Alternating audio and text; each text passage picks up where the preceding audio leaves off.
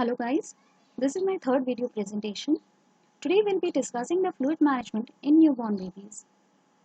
Now before starting further, I would like to thank you for the excellent response that I have received for my initial two presentations, and thanks to that motivation we'll be continuing for many more such topics in neonatology.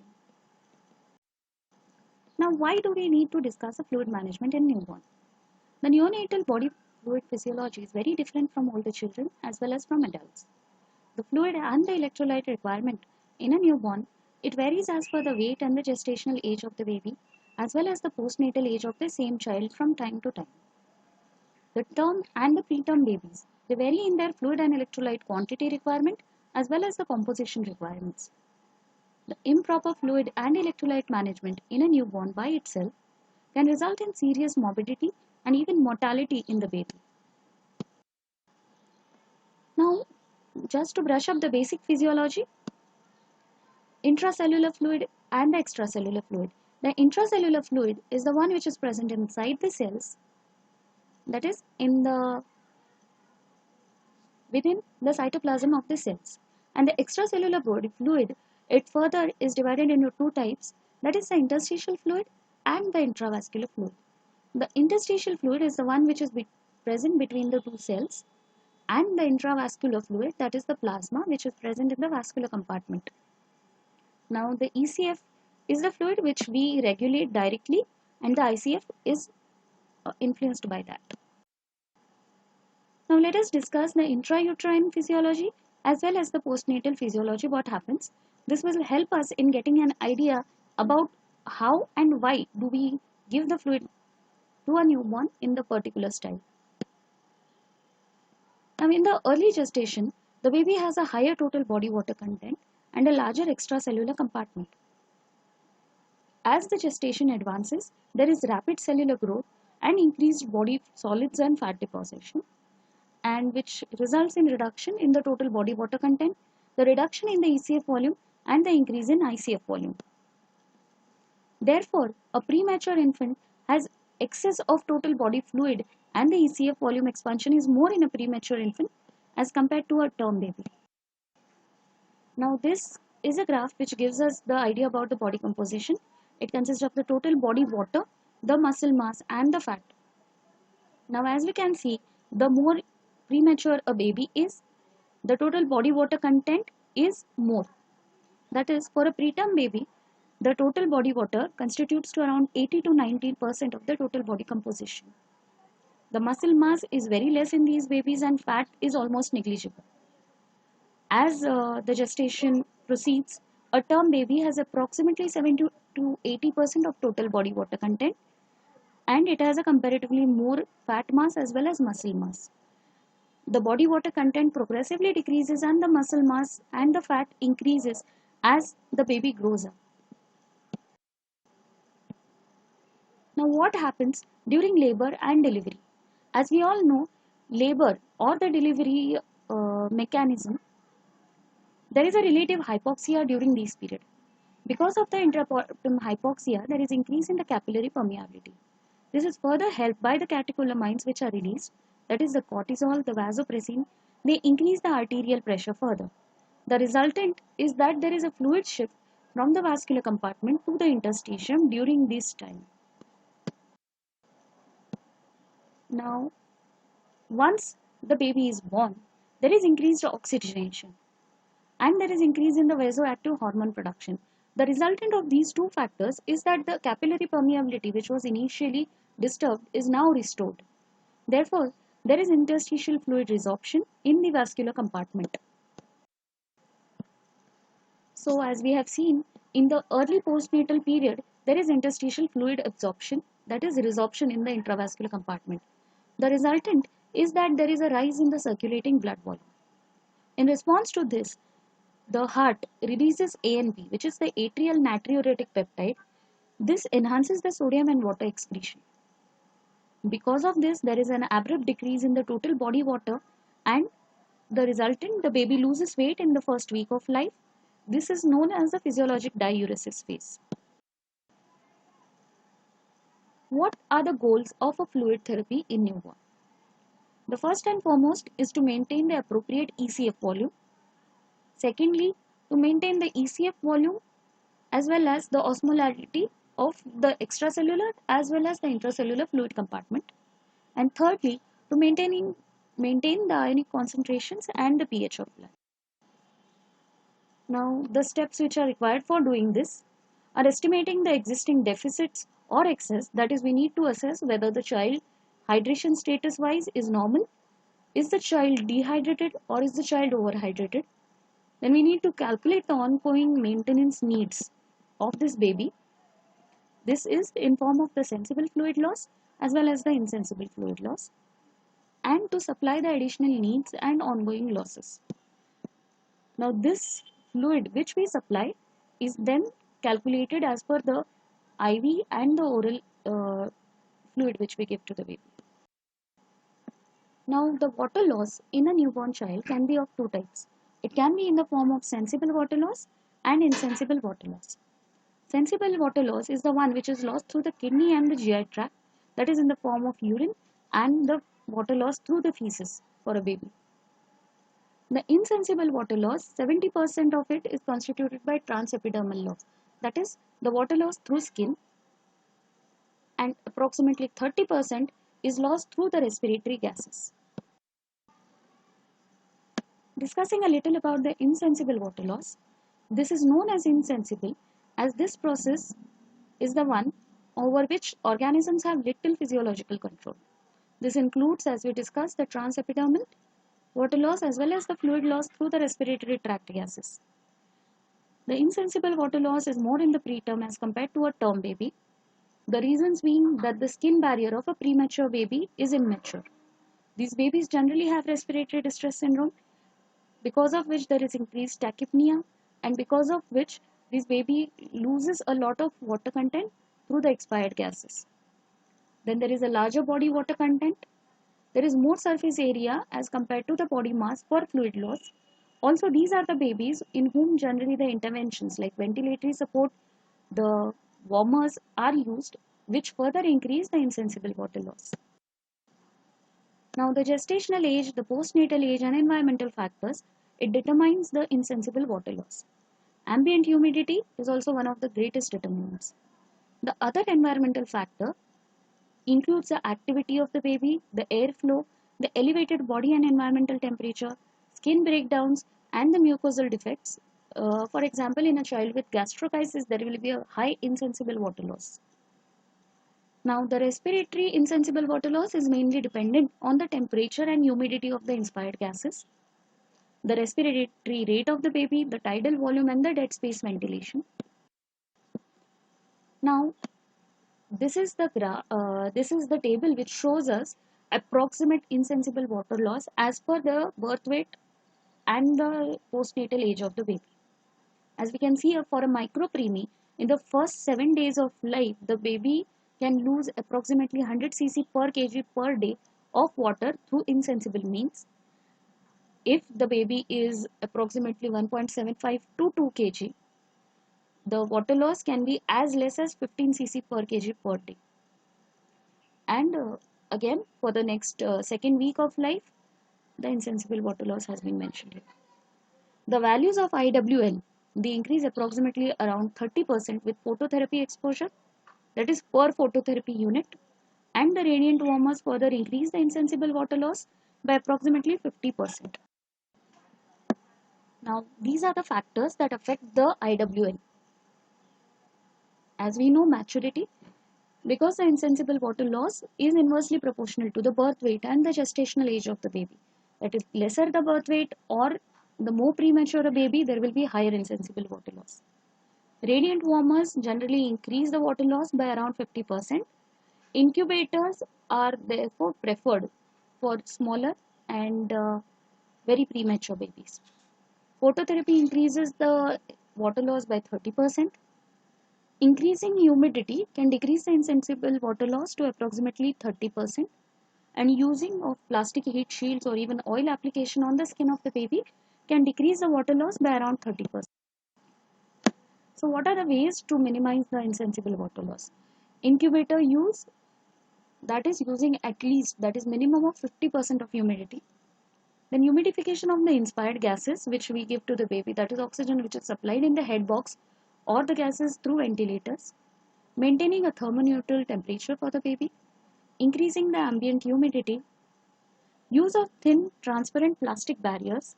Even use of local oil applications can minimize the evaporative losses from the skin of the child. Minimal and optimum use of stickings on the baby's skin. These are generally used for either the warmer probes or the pulse oximeter probes.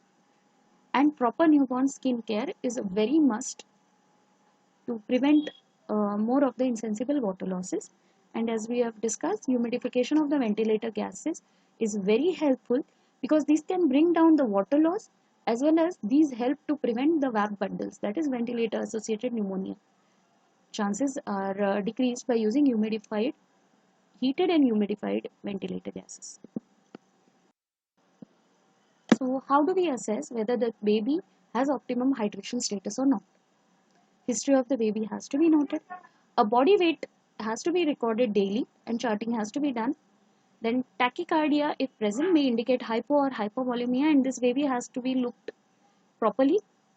The perfusion of the baby has to be checked every time the baby is touched. That is a capillary refill time. We expect it to be less than 3 seconds. Look for the presence of edema, hepatomegaly. Blood pressure recording has to be done at least twice a day. The skin turgor, the mucous membrane, then anterior fontanelle. These are not very good and reliable signs. Then urine output of the child has to be calculated every day because decreased urine output can be the earliest sign of dehydration. And systemic examination should be done to look for signs of RDS or BPD or even congenital heart disease, and accordingly the fluid calculations will change.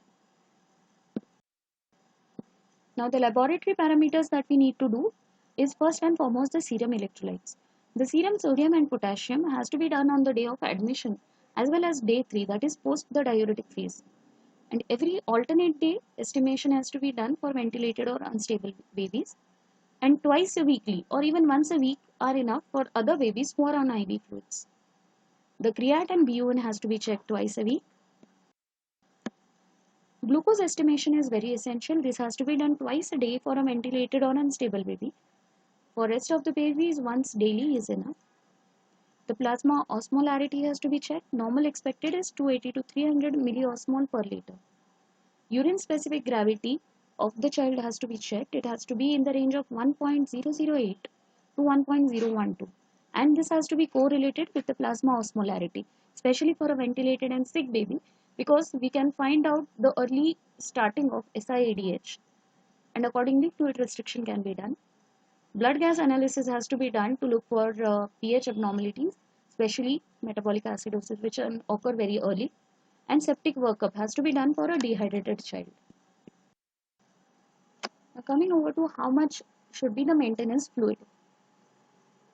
For the initial 2 days of life, that is for the initial 48 hours, the child has to be started on IV fluid containing only glucose, no electrolytes to be added. Calcium maintenance can be added from day 1 itself. Now for a child who is extremely low birth weight, that is less than 1 kg, the dextrose concentration to be used can be 5%, and accordingly the sugar monitoring has to be done, and then we can decide whether the child needs 7.5 or 10% concentration dextrose. For a baby who's more than 1 kg, we can start off with 10% dextrose with calcium in it. The fluid rate for a baby whose birth weight is less than 1 kg is approximately 100 cc per kg per day for the initial 24 hours. And for a baby with birth weight more than 1.5 kg, it can be as less as 60 cc per kg per day. The fluid is increased by 20 cc per kg per day in the next consecutive days, and the maximum is 160 cc per kg per day, which can be achieved by day 5 or 6 of life of the baby. As we have discussed, the maintenance calcium can be added from day 1 itself. Electrolytes need to be added after 48 hours of life, that is after the initial diuretic phase of the baby has finished. During the first week, the requirement of sodium potassium is approximately 1 to 2 milliequivalent per kg per day, and beyond the first week, It can go as high as 2 to 3 milliequivalent per kg per day. Now, the signs that show us the appropriate fluid and electrolyte balance in the child is that the child has a normal urine output, which should be around 1 to 3 cc per kg per hour. The urine specific gravity should be between 1.008 to 1.012. A weight loss of 5% in a term baby and 15% in preterm baby is expected. A weight loss of 2 to 3% per day is expected in the first week of life. The serum electrolyte status should be normal, and there should be a normal weight graph on charts. Now let us consider certain special circumstances where we need to change our fluid management. First and foremost is respiratory distress syndrome, as it is the most common morbidity which is seen associated with prematurity. Now, respiratory distress syndrome consists of three phases: the pre-diuretic, diuretic, and the post-diuretic phase. As per our management, the pre-diuretic phase can be known as the stabilization phase, diuretic is the restriction maintenance phase, and the post-diuretic is the liberalization phase. Now, what changes do we do in a baby with RDS? Fluid is restricted to 2/3 of maintenance during the initial phase. After diuresis has occurred, the fluid rate can be then cautiously increased, and by 7 to 10 days of life, we can reach the 160 cc per kg goal. Prevention of hypoglycemia is very essential. If the baby is seen to be in shock, it can be treated with normal saline boluses with or without inotropic support. Full maintenance fluid can be achieved at the end of the first week once the initial diuresis is completed. And special care has to be taken for calculating the insensible fluid losses and supplying them, because these are the babies who are generally requiring ventilatory supports in the initial days itself. Also, as they are more and more premature, the transepidermal water loss can also be in excess. These are the ones who require radiant warmers. So we need to calculate the insensible fluid losses and supply them. For a baby with birth asphyxia, now oliguria or anuria may be seen in these babies, secondary to either SIADH, that is syndrome of inappropriate antidiuretic hormone secretion, or renal injury. In both of these, we need to restrict the fluid to 2/3 of the maintenance during the period of anuria or oliguria, restoring the fluid intake to normal when the urine production is normal. Fluid push can be given if prerenal cause is suspected. This can be given as 20 cc per kg normal saline, or sometimes you may give even 10 cc per kg in 2 aliquots. The normal saline push has to be given over a period of 15 to 20 minutes at least. Coming over to patent ductus arteriosus. Now, the most important thing to remember in PDA is that the PDA requires fluid restriction only and only if it is symptomatic. That is, it requires fluid restriction only if there are signs of failure in sense of tachycardia, hepatomegaly, edema, or sudden weight gain which can be seen in the baby. We supply 2/3 of the total maintenance fluid in this case. That is, there is 1/3 restriction, and IV furosemide may be given if need arises. We generally try to avoid Lasix, that is, we try to avoid the furosemide because it has the side effects which can be very dangerous for the baby. The first thing that we normally encounter is electrolyte imbalance, especially hyperkalemia. And the most important thing that we are worried about is sensory neural hearing loss, which can result in the baby due to improper use of diuretics. Now, when we encounter a baby who has acute renal failure, nowadays the term acute renal failure is obsolete because we call it as acute kidney injury, AKI. When a baby has not passed urine in the past 12 hours, the first thing to look for is distended bladder by palpation of the abdomen or ultrasound. Now, generally palpation of abdomen is enough. If the bladder is distended, we can catheterize the baby and relieve the urine. If again and again this has to be done, then we look for ultrasound. What is the impending cause? Now, after confirming the absence of urine in the bladder, a fluid challenge can be given. As we have discussed, fluid challenge can be given in a bolus. That is, it can be given as a normal saline bolus of 10 cc per kg over a period of 15 to 20 minutes, and it can be repeated twice. Now, in spite of the fluid challenge, if the urine output fails to ensure, then furosemide can be given in a single dose of 0.5 to 1 mg per kg in a non-dehydrated patient. It is very important that before giving furosemide, we look for signs of dehydration in the child, as well as we document a normal blood pressure reading for this child. Now, fluids must be restricted to insensible water loss plus urinary losses. The urinary loss must be replaced volume for volume. The insensible water loss in a term neonate is approximately 25 cc per kg per day. In a preterm neonate, this can vary between 40 to 100 cc per kg per day, depending on the gestation of the baby, the postnatal age, the use of radiant warmers, phototherapy, or even ventilators. Now, the fluid requirement should be revised based on the urine output, the weight, and the assessment of the ECF volume status, preferably every 8 hourly.